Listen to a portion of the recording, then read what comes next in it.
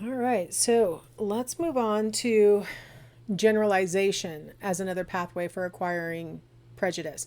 I didn't really define the word prejudice because we all use it, we all know what it means. I just wanted to really emphasize prejudice means to prejudge someone else.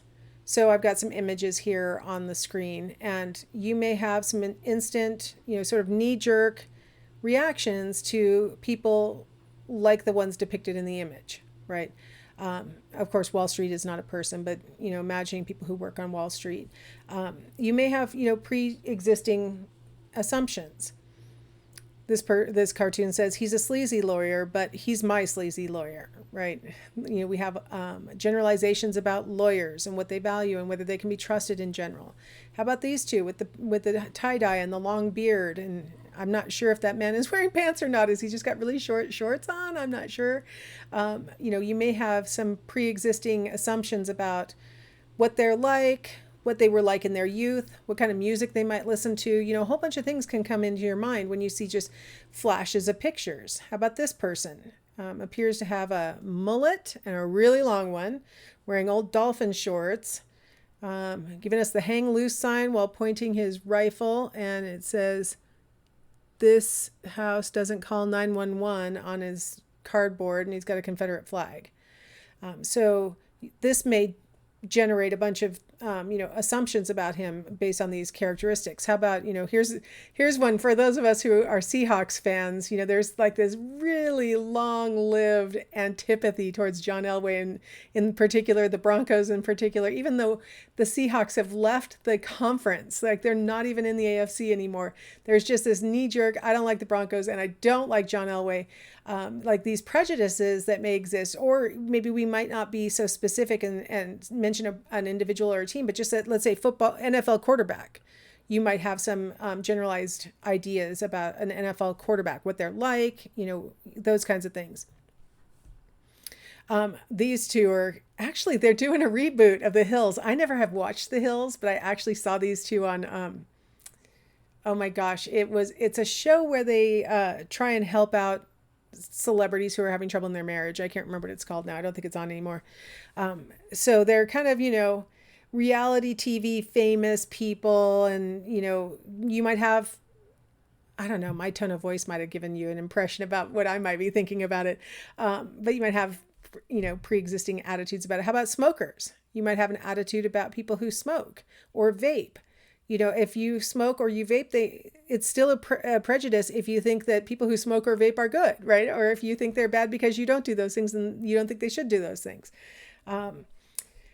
Here's a pot calling the kettle black, and the kettle says, "Who are you to judge?" Right? They're both black, right?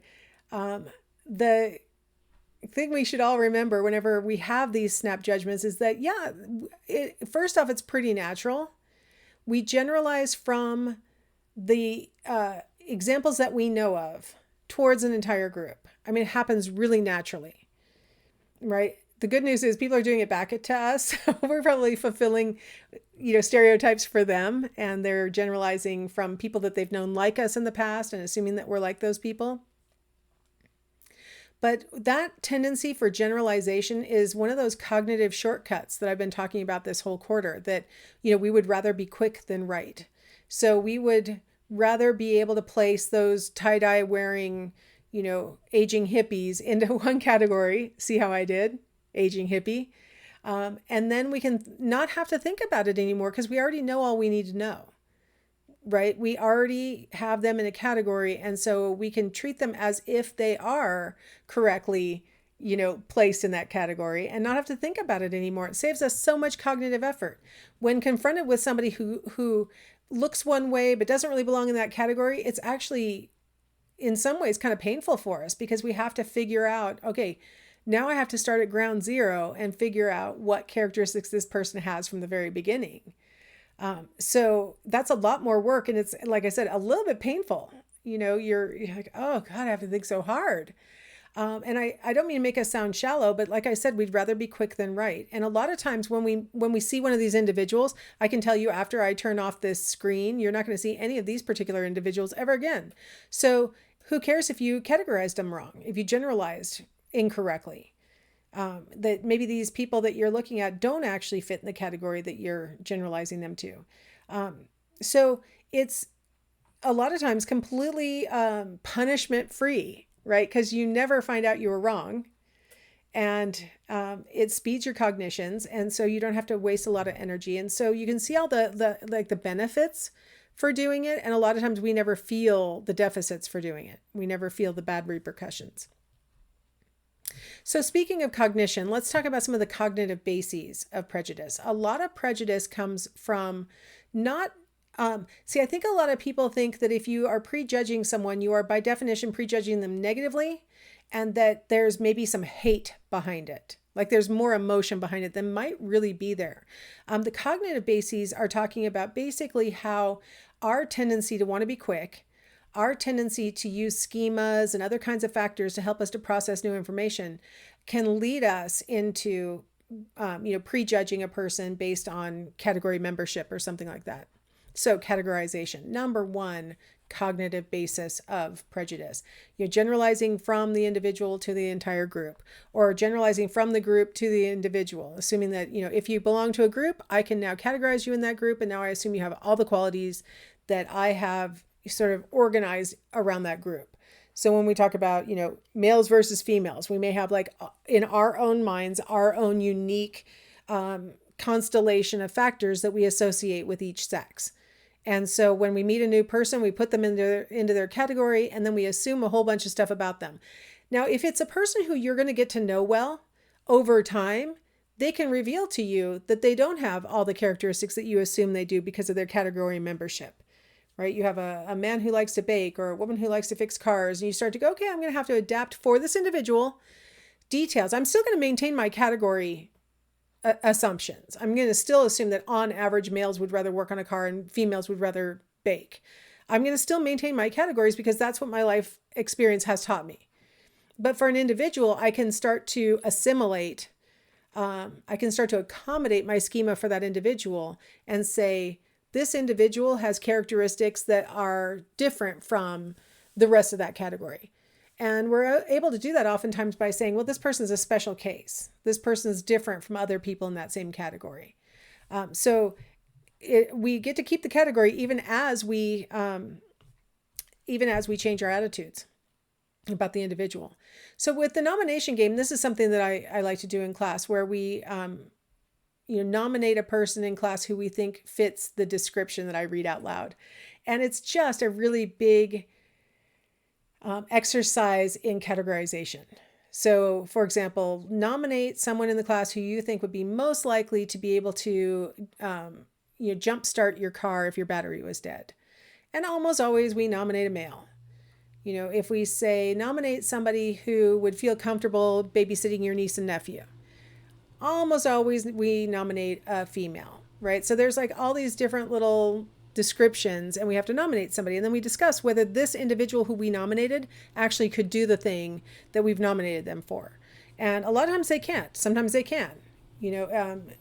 We have had cases where we say, who do you think would enjoy salsa dancing? And almost always we nominate a woman, a female, and a lot of times that female says, I do not know how to dance. I don't dance at all. And then there will be some male in the class who goes, oh, I'm a great salsa dancer, and will even demonstrate for us, right? So a lot of times our categorization is incorrect. A lot of times our categorization is correct. And then we go, and classic schema development, we focus on the hits and we ignore the misses. So we cling to the fact that we were right 3 times and ignore the fact that we were wrong 7 times, right?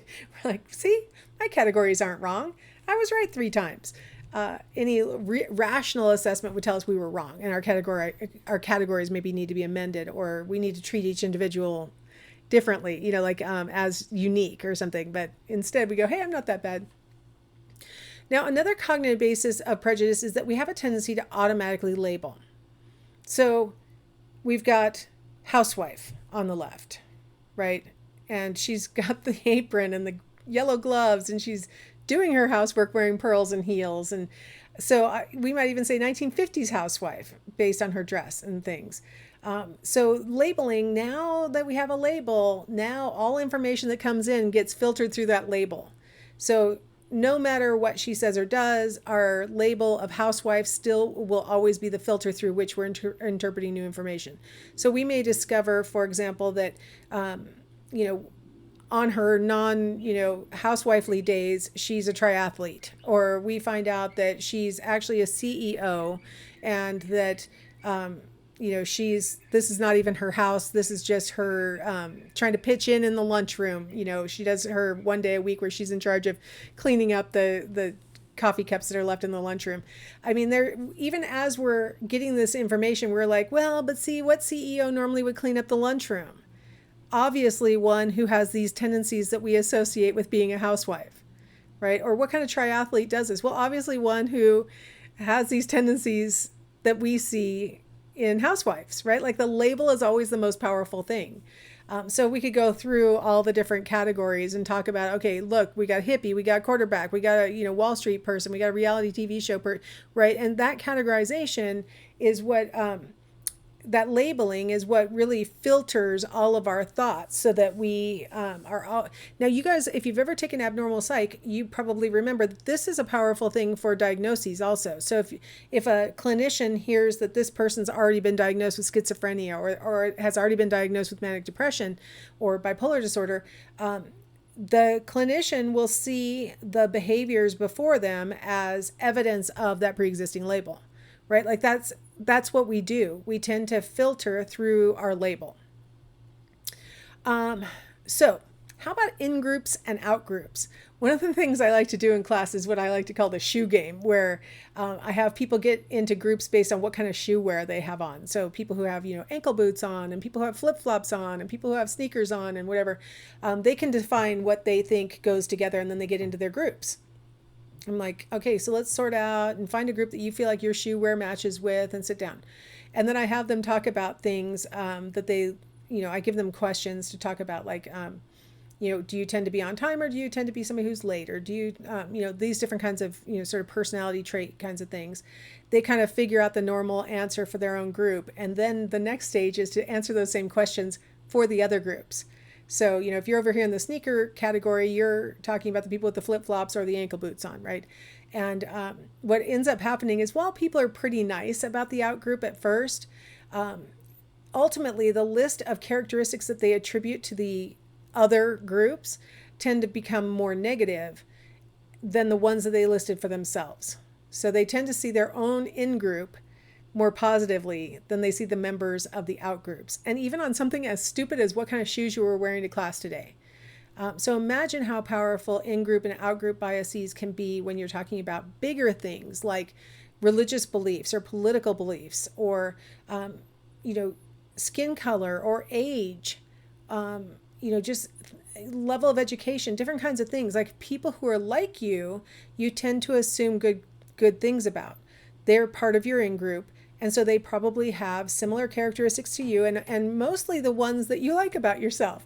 The out group tends to have more negative characteristics, and definitely the ones that you would not want to have.